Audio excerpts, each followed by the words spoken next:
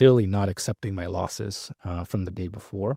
And so I suddenly, after doing so well for the whole year, and it was a hard year, but I was proud of my performance until that time because I was um, managing to do well in a difficult market.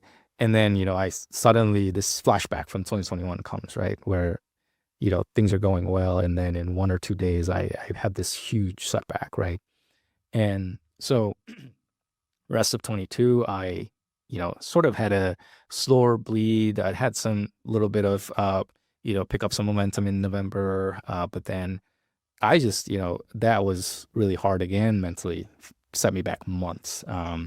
Honestly, more like almost a year because 2023, I both had a busier year in terms of my academic life as well as because 22 a was it mentally burned me out, like both because the market was hard and because of what happened in September, that I just decided to, take it easy for a little bit. So I was trading like a $5,000 account in 2023 again, um, you know, thinking to myself, like whenever I have these big losses, I like really slice down and then let myself work back up to that level of confidence and mental state because there's your equity curve, and then there's also your mental equity curve, right?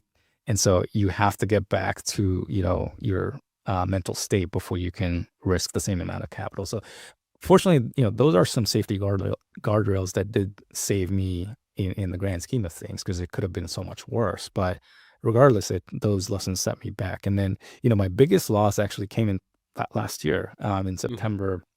But mentally, obviously nobody likes having big losers. But mentally, I felt, obviously I was not cheerful that night, but it was surprisingly, okay mentally versus the 21, 22 losses because I almost viewed that as, as I was sizing up higher, I knew that at some point, in addition to having new best days, best weeks, one day I will have a new, best loss. And it was ironically my best or highest P&L trade in 2025.